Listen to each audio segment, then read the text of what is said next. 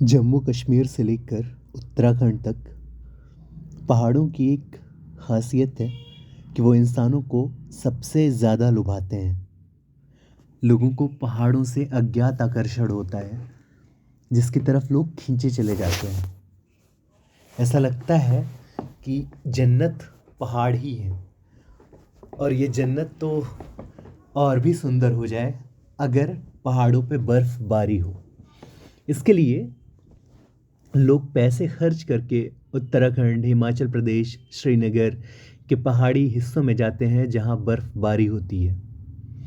लोगों के लिए बर्फ का पड़ना किसी फेस्टिवल से कम नहीं होता। लेकिन इन बर्फों में जिनकी ज़मीनें हैं, कभी उनसे पूछिए कि ये बर्फ कितना जख्म देती है। उत्तराखंड में बीआरओ के 55 मजदूरों के साथ जो भी हुआ है वो हैरान कर देने वाला है। उत्तराखंड के चमोली ज़िले के माड़ा गांव में बॉर्डर रोड ऑर्गेनाइजेशन सड़क बना रही थी। ये संस्था है जो सीमावर्ती इलाकों में सड़क बनाती है।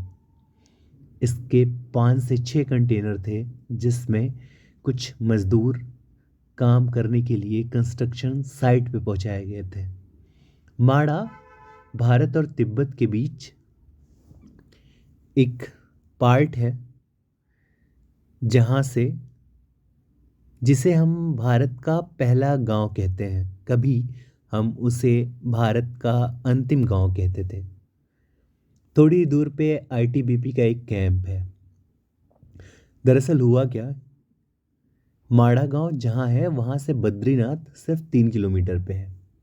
माड़ा गांव में जहाँ बीआरओ के मजदूरों की कंटेनर खड़ी थी, उसी के ठीक सामने वाली पहाड़ी पे अचानक ग्लेशियर टूटा। वहाँ मौजूद मज़दूरों ने जो आप बीती अलग अलग मीडिया चैनल्स में बताई है वो हैरान कर देने वाली है। एक मज़दूर ने कहा कि अचानक से ऐसा लगा कि बर्फ़ का गुबार आ रहा हो। सोचिए किसी ऊंची पहाड़ी में बड़ी सी चोटी से अचानक बर्फ़ का हुजूम उमड़ पड़े। ऐसा लगेगा कि सब ख़त्म हो जाएगा। एक तो -17 डिग्री तक टेम्परेचर, दूसरी तरफ सामने सीधे आती मौत। बर्फ रुई जैसी दिखती है लेकिन होती नहीं है। बर्फ दूर से ही खूबसूरत लगती है, अगर पास आए तो नसें जमा दे। बर्फ जिंदगी लेती भी है, जिंदगी तबाह भी करती है।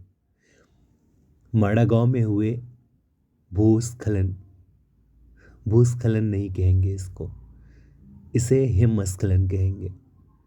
माड़ा गांव में हुए हिमस्खलन में 8 लोग मारे गए हैं और कई लोग ऐसे हैं जिनकी हालत बेहद गंभीर है।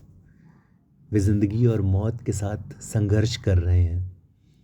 कुछ लोगों का इलाज ज्योतिर्मठ में चल रहा है, ज्योतिर्मठ के हॉस्पिटल में, आर्मी हॉस्पिटल में। कुछ लोगों को एयरलिफ्ट करके ऋषिकेश भेजा गया है, वहाँ भी इलाज चल रहा है। स्थितियाँ ये हैं कि जो मज़दूर बच गए हैं उन्हें गंभीर चोटें आई हैं। किसी का हाथ टूटा, किसी के पैर में दिक्कतें आई, किसी का सिर फूटा। परिस्थितियाँ नाजुक हैं। ये पहाड़ लोगों की ज़िंदगी निगल सकते हैं। कभी आपने सोचा है कि इतनी बर्फीली वादियों में जो गांव हैं उत्तराखंड के पहाड़ी इलाकों में, वहाँ लोग रहते कैसे होंगे? इस प्रश्न का जवाब ये है कि लोग रहते ही नहीं हैं। उत्तराखंड में लोग जान बचाने के लिए अपने अपने घरों को छोड़कर सर्दी के दिनों में मैदानी इलाकों में शिफ्ट होते हैं। माड़ा गांव भी इन्हीं गांवों का एक उदाहरण है। जो लोग बद्रीनाथ जाते हैं वो माड़ा गांव ज़रूर जाते हैं घूमने।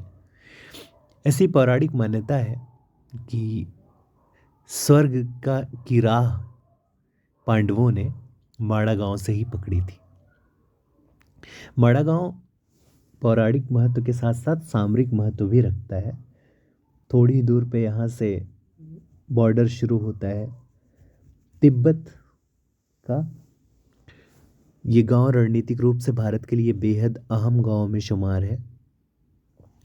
यहाँ लोग आते हैं तो जब सर्दी बहुत ज़्यादा पड़ने लगती है तो यहाँ लोग गांव छोड़कर पास में ही गुप्तेश्वर नाम की एक जगह है, पास नहीं है, लगभग मैदानी इलाका है, ऊंचा वो भी है, लेकिन इस इलाके की तुलना में वो उतना ऊंचा नहीं है। वहाँ सर्दियाँ पड़ती हैं लेकिन इतनी नहीं पड़ती कि वहाँ रहा ना जा सके। इन दिनों में माड़ा गांव का हाल क्या होता है? माड़ा गांव पूरी तरह से बर्फ की वादियों में कैद हो जाता है। बर्फ के दूर दूर दूर तक मैदान और पूरे माड़ा गांव में जितने घर बने हैं सब बर्फ की चादर में कैद हो जाते हैं। यहाँ गुप्तेश्वर आने के बाद दोबारा जाने की इजाज़त तब तक नहीं मिलती जब तक मौसम सामान्य न हो जाए। लौटने के लिए प्रशासनिक अनुमति की ज़रूरत पड़ती है। तब यहाँ कौन रहता है जब कोई नहीं रहता? आईटीबीपी के जवान, बीआरओ के जवान यहाँ आपके लिए, देश की हिफाजत के लिए तैनात रहते हैं। सबसे ख़राब बात यह है कि हमने इस हादसे में 8 लोगों को खो दिया है। वो अब कभी घर नहीं लौटेंगे। खूबसूरत वादियों वाले इसी बर्फ ने उनकी जान ले ली है। ग्लेशियर टूटा और उनकी पूरी ज़िंदगी तबाह हो गई। हमारे आपके लिए बर्फ़ हमेशा से फैसिनेटिंग रही है, लेकिन बर्फ़ की सच्चाई ये है कि एक सफ़ेद मौत ने ज़िंदगी निगल ली।